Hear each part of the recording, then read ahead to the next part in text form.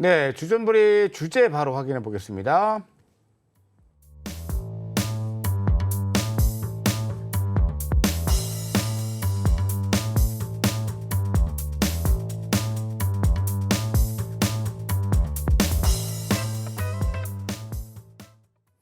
자, SK 하이닉스 요즘 주가가 잘 나가고 있습니다.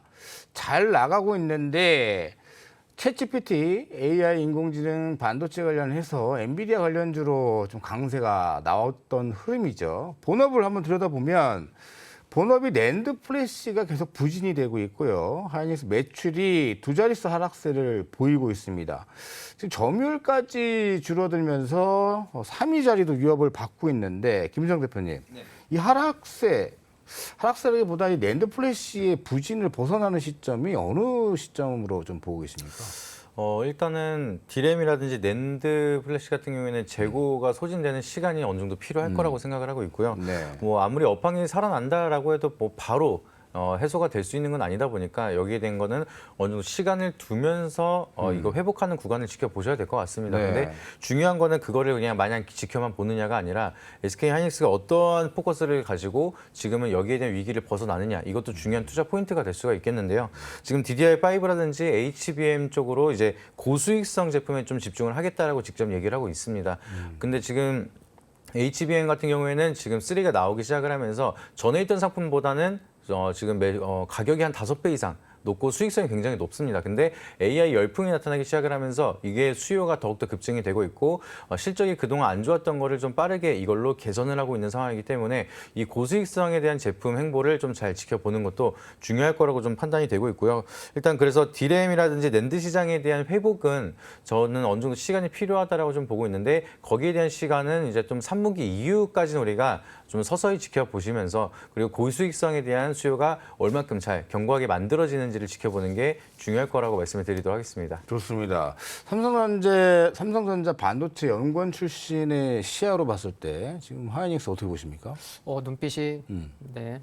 네, 왜요? 아닙니다.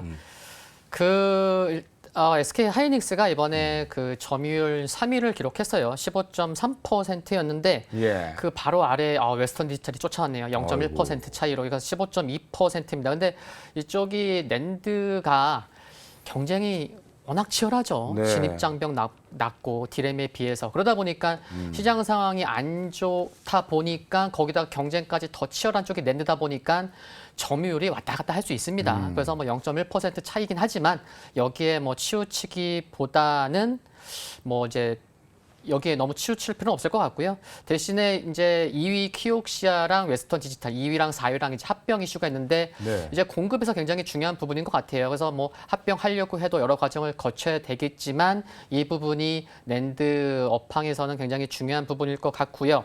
그리고 2분기 글로벌 낸드 매출은 이제 1분기 대비해서도 7.9% 감소할 것으로 전망이 되는데 지금 중요한 게 하반기 이후의 기대감은 굉장히 크다는 거. 그래서 내년부터 서버 시장의 그 수요 급증으로 인해서 내년부터의 좀 장기 호황까지도 좀 생각해 봐야 되는 게 아닌가 싶고 그리고 하나만 더 말씀드리면은 네. 제가 이제 계산을 해봤습니다. 네. 삼성전자를 올해 외국인이 10조 원 이상 매수했잖아요. 네.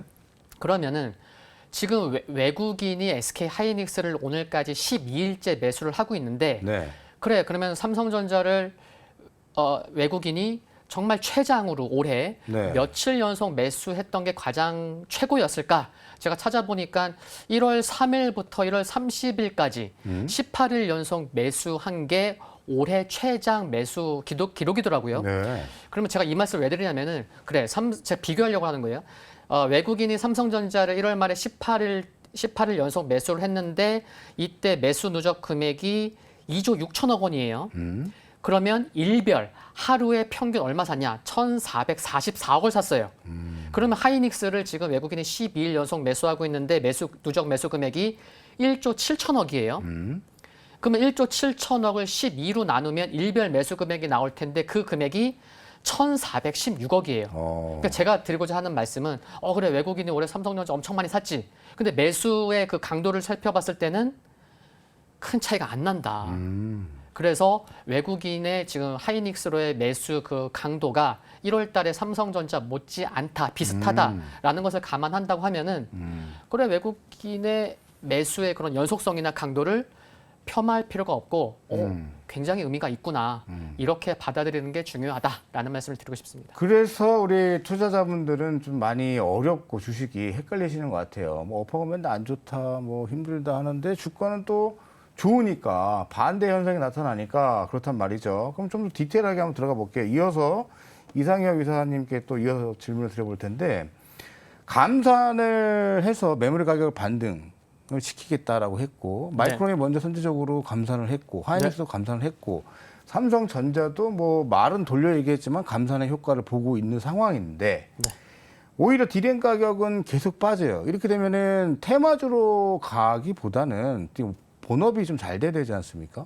네, 네. 근데 지금 2분기에도 디램 가격 반격이 좀 기대가 안 되고 있다고 지금 이야기가 들려오고 있는데 네. 어떻게 좀 바라봐야 될까요?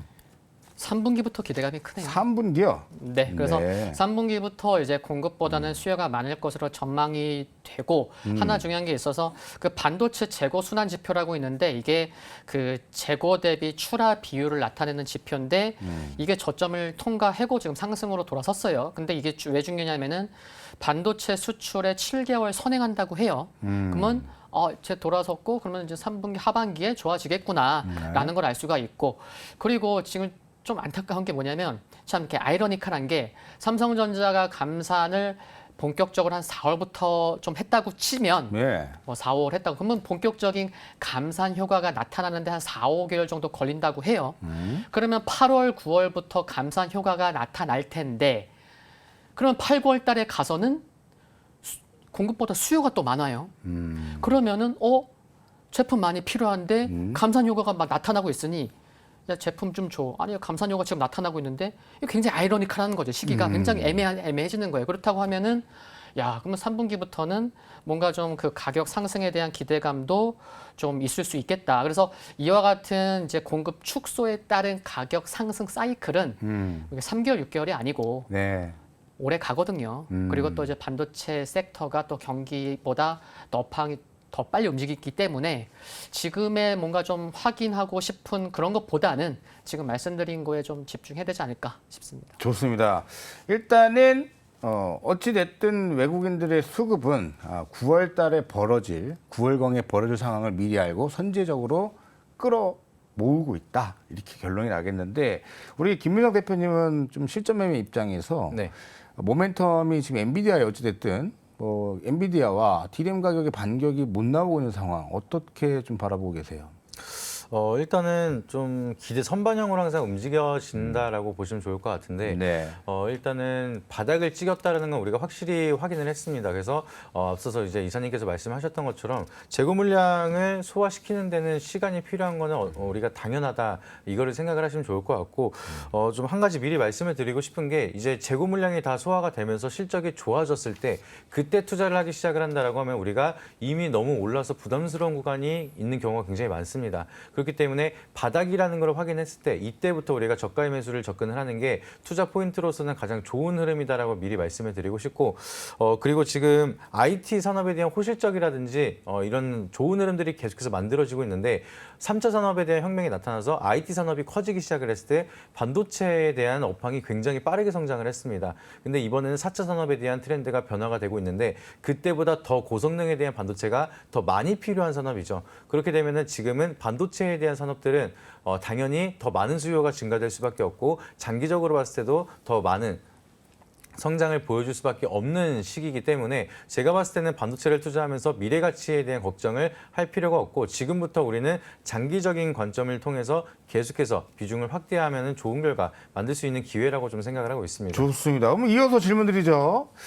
엔비디아를 따라서 달리고 있는 반도체주, 엔비디아가 고점 논란도 지금 있는 상황이에요, 월가에서는. 네. 그러면은 지금이라도 반도체주 없는 분들은 사야 됩니까? 사야 된다라면 네. 어떤 종목을 좀 주목하고 계십니까? 저 같은 경우에는 사야 된다라고 좀 생각을 하고 있고요. 특히나 네. 좀 엔비디아가 많이 오르긴 했는데 네. 미국 증시 같은 경우에는 굉장히 좀 정직하게 상승을 하는 편이 많습니다. 테슬라도 이렇게까지 상승을 하나 싶을 정도로 많이 올라가면서 좋으면 좋은 대로 계속해서 상한폭 없이 올라가는 게 미증시인데 충분히 더 상승을 할 수 있는 구간이 있다라고 좀 보고 있고요. 그렇게 돼서 지금 뭐 시간에서도 오늘 시간에서 S넷이 엔비디아 파트너십이다. 여기에 대한 이슈 때문에 또 시간에 상한가를 치고 있는데 이 엔비디아에 대한 열풍은 쉽게 꺾이지 않을 거라고 좀 보고 있습니다.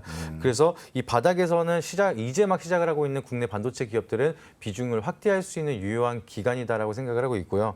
여기서 어떠한 종목을 포지션을 잡느냐? 제가 봤을 때는 대기업에 대한 포지션을 잡기에는 어렵진 않으실 거예요. 근데 장기적인 관점으로 계속해서 지켜보셔야 되니까 루즈하게 느껴져서 이게 조금 힘들다라고 하시면은 저는 이제 대기업에 대한 서플라이 체인들을 주목을 하라고 한 번 더 미리 말씀을 드리고 싶습니다. 좋습니다. 그 종목은 그러면 이따가 찌매주 때 소개해 주시는 거라고 지금 말할 것 같아서 제가 잘랐어요.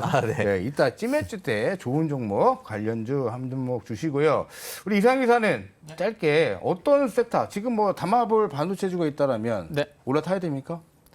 타야죠. 타야 되는데 머리, 어떤 어깨, 걸 무릎, 보고 발, 계십니까? 무릎, 발. 저는 네. 무릎이라고 보고 있습니다. 아직도 무릎이다. 네, 물론 뭐 많이 오른 것들은 조금 쉬어갈 수도 있겠지만, 네, 네 그렇지 않나 생각이 들고, 네, 뭐 종목만 짧게 말씀드리면은 네. 뭐 두 개를 좀 관심 있게 두 보면 개. 어떨까라는 말씀드리는데 첫 번째는 프로텍. 네. 입니다. 이제 반도체 후공정 이제 네. 장비 생산 기업인데 후공정에서 이제 칩 접착이나 이제 보호 용도로 이제 용액을 고르게 정밀하게 뿌려주는 디스펜스 이제 장비를 주력으로 하는데 칩이 미세화되니까 이제 잘 뿌려주는 게 중요하겠죠.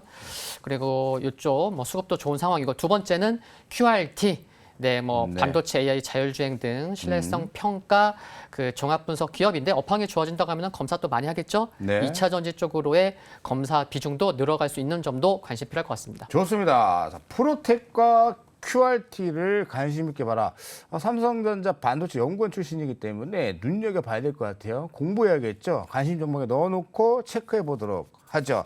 자, 그러면 지금 찌매주 매우 중요하죠. 다음 주 우리가 봐야 할 찌매주 무엇이 있을까요? 찌매주로 돌아오겠습니다.